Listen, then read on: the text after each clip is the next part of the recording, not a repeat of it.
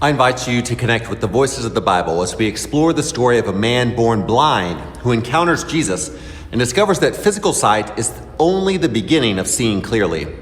This passage from John's Gospel is one of the longest healing narratives in the entire New Testament. But here's what makes it remarkable. The actual healing happens in the first 7 verses. Everything after that explores what it means to see, really see, when the world around you insists you're wrong about what you've witnessed. John places this story immediately after a heated confrontation between Jesus and religious leaders. Jesus has just declared, "I am the light of the world," a bold claim that's about to be demonstrated in the most literal way possible. The man in this story has been blind from birth. In first century Jewish culture, this raised uncomfortable theological questions. The prevailing assumption was that suffering resulted from sin, either your own or your parents'. It was a tidy explanation that kept the world predictable. Good things happen to good people, bad things happen to bad people. The disciples voiced this assumption directly. "Rabbi, who sinned so that he was born blind, this man or his parents?" They're not being cruel. They're trying to make sense of suffering the way their culture taught them to. Jesus rejects the entire framework. Neither he nor his parents, he says. This isn't punishment. This is opportunity, an occasion for God's work to be displayed. Then Jesus does something strange. He spits on the ground, makes mud, and smears it on the man's eyes. It's messy, it's physical, it's the opposite of what you'd expect from dignified religious healing. And it happens on the Sabbath, which will matter enormously as the story unfolds. The healing itself is almost anticlimactic. Jesus sent the man to the wash in the pool of Siloam. He goes, he washes, he sees. 7 verses and it's done.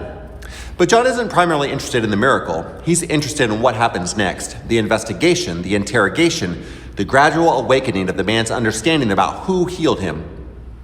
Watch how the man's testimony evolves. When first asked how he received sight, he says simply, "The man called Jesus made mud, smeared it on my eyes, and told me to wash." Jesus is just the man called Jesus, a name, nothing more. The Pharisees are divided. Some say Jesus can't be God because he broke the Sabbath by making mud and healing. Others ask how a sinner could perform such signs. They turn back to the man. "What do you say about him?"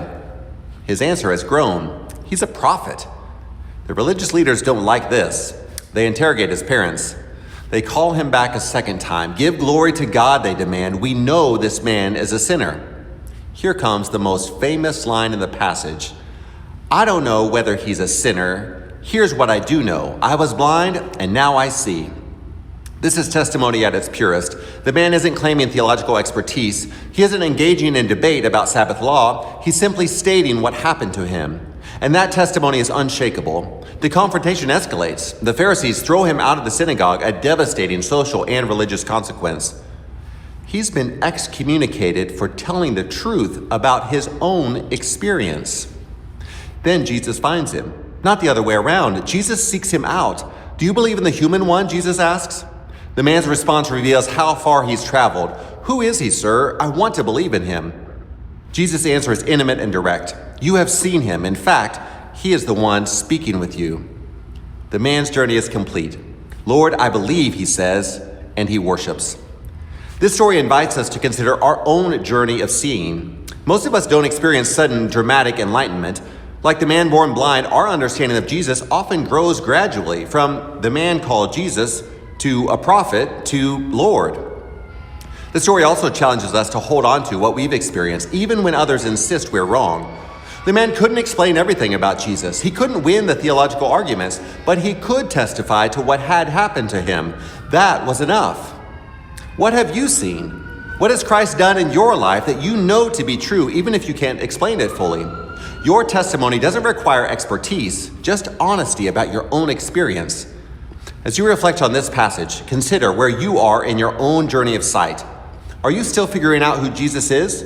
Are you being pressured to deny what you've experienced? Are you ready to worship? The good news is that Jesus seeks out those who are searching. He found the man after he was cast out. He finds us too.